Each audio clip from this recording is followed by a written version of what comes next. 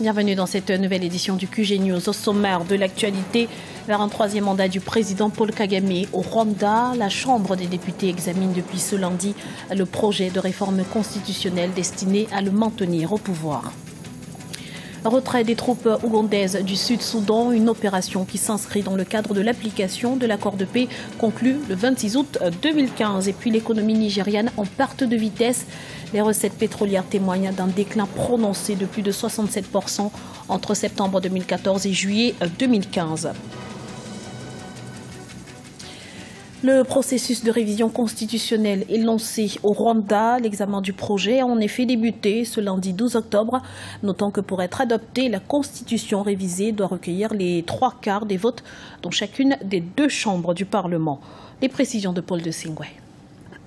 Vers un troisième mandat du président Kagame à la tête du Rwanda, la Chambre des députés examine depuis le 12 octobre 2015 le projet de réforme de la Constitution destiné à maintenir le président rwandais au pouvoir. Dans leur grande majorité, les parlementaires ont approuvé les grandes lignes de ce projet qui supprime la limite de 2 mandats présidentiels. Au niveau du Parlement, c'est normal. C'est-à-dire que c'est une chambre qui est monocolore, qu'il n'y a pas véritablement d'opposition. Et c'est normal que la majorité des députés qui appartiennent au parti de Paul Kagame puissent voter pour la modification de la Constitution. La troisième chose que j'ajouterais, effectivement, il y a toujours le spectre du génocide qui fait craindre que si on allait vers l'élection véritablement démocratique au Rwanda, qu'il y ait un autre président que Paul Kagame, c'est-à-dire un Hutu, et les gens, les Tutsis, craignent justement qu'il y ait un retour en arrière et que donc, par crainte, on voudrait justement que Kagame, qui est l'homme fort, puisse rester au pouvoir. Au mois d'août, une pétition lancée auprès des Rwandais à travers le pays avait reçu plus de 3 millions de signatures. Tous réclamaient le maintien au pouvoir du président Paul Kagame en poste depuis 2003. Le PDV, le Parti démocratique vert, avait été la seule formation politique à signer contre. Aujourd'hui encore, ce parti continue à s'opposer à un troisième mandat du chef de l'État rwandais. C'est un combat perdu d'avance puisque le Parti vert rwandais s'est porté devant la Cour suprême pour contester cette volonté de changement de la Constitution. La Cour suprême l'a débouté pour absence de preuves juridiques solides pour contester la modification de la Constitution. Donc je peux dire que c'est entendu. Par ailleurs, c'est un parti minuscule qui n'a pas véritablement de poids sur le Rwanda. Le grand parti d'opposition de Victoire Ingabire a été interdit. C'est ce parti-là qui aurait pu justement apporter véritablement la contestation. Pour être adoptée, une fois révisée, la Constitution doit recueillir les 3/4 des votes de chacune des deux chambres du Parlement. Une assemblée largement dominée par le parti au pouvoir et ses alliés. C'est un des points clés de l'accord de paix signé entre le président Salva Kiir et son adversaire Riek Machar. Les troupes ougandaises se sont engagées à quitter le Sud-Soudan d'ici le 1er novembre 2015. Les opérations de rapatriement ont débuté ce lundi. Ayun Guindo, commentaire Anne-Marie Diaz-Borges. Le retrait des troupes ougandaises du Soudan du Sud a débuté le 12 octobre 2015 et devra se faire d'ici le 1er novembre 2015. Cette décision résulte des pourparlers qui ont mené à la signature d'un accord de paix le 26 août 2015 entre le président Salva Kiir et son adversaire Riek Machar.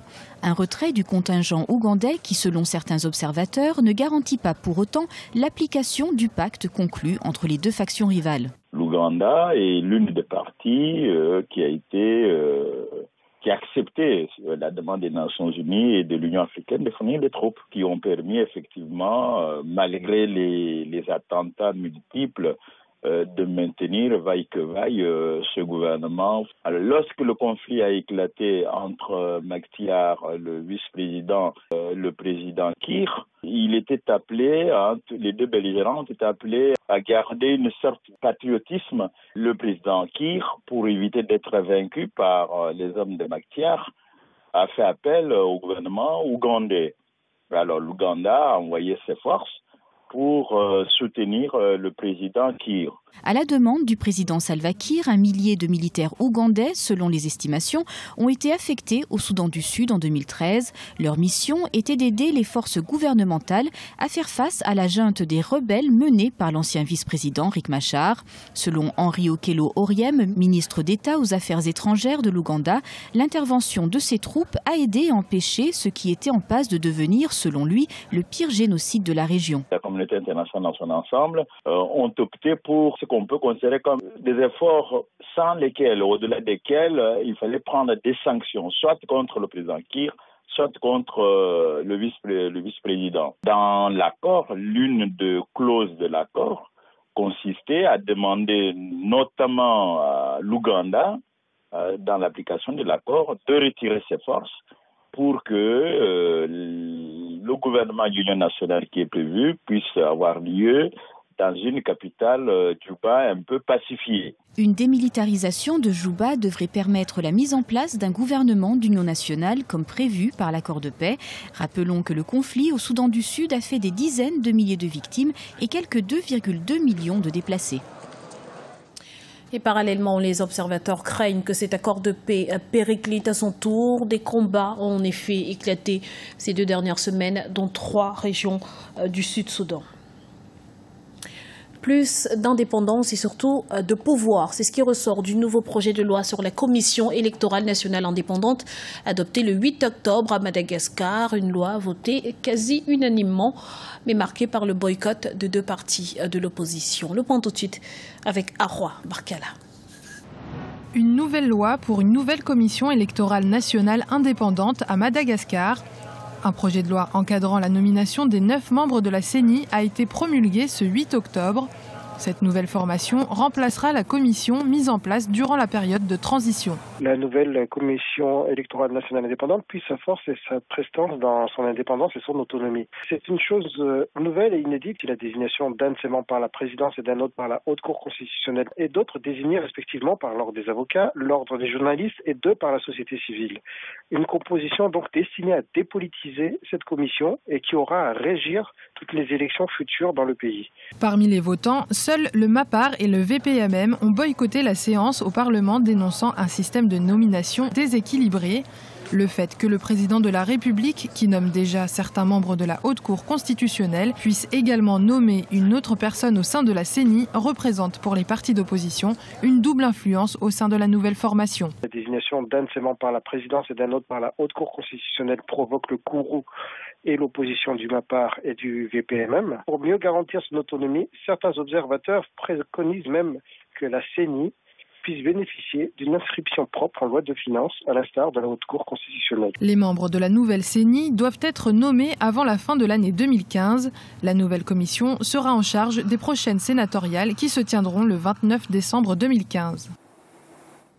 C'est un véritable coup dur pour l'économie nigériane. Depuis juin 2015, le prix du baril de pétrole a littéralement dégringolé, perdant 60% de sa valeur et entraînant avec lui les finances publiques du premier producteur de pétrole sur le continent. Linda Zibi, Alungindo et Arwa Barkala. La chute du cours du pétrole plombe l'économie nigériane. Le baril de pétrole a perdu 60% de sa valeur, une perte qui a fait baisser la courbe financière du Nigeria. Première ressource du Nigeria, l'or noir contribue pour 3/4 au budget national et représente 15% du produit intérieur brut du pays. Par ailleurs, 90% des revenus de l'État nigérian proviennent de l'exportation du pétrole brut. L'économie du Nigeria reste donc profondément touchée par la chute du cours du pétrole. La chute du cours du pétrole a considérablement perturbé le budget du Nigeria, notamment les recettes. Donc, qui a contraint le pays à revoir à la baisse ses prévisions budgétaires et puis de croissance pour cette année-ci.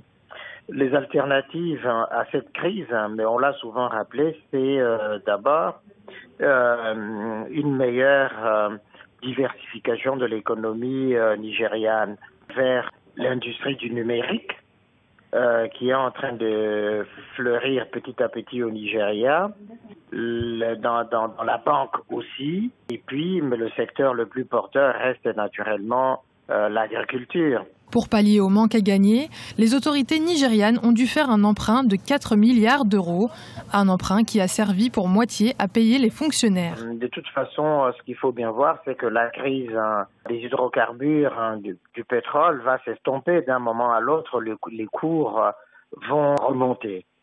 Mais les solutions alternatives sont toujours importantes et nécessaires pour éviter justement ces effets de yo-yo, de balancier du marché et des cours des matières premières. Même si la Banque centrale nigériane dispose encore de 26 milliards d'euros dans ses caisses, les autorités nigérianes entendent explorer d'autres sources de financement pour aplanir les conséquences de la chute du cours du baril. Selon de nombreux spécialistes, une plus grande diversification de l'économie s'impose au Nigeria si le pays veut garder son économie compétitive. C'était le journal de la rédaction. Merci pour votre fidélité. Retrouvez dans un instant une nouvelle édition de l'information sur Africa 24.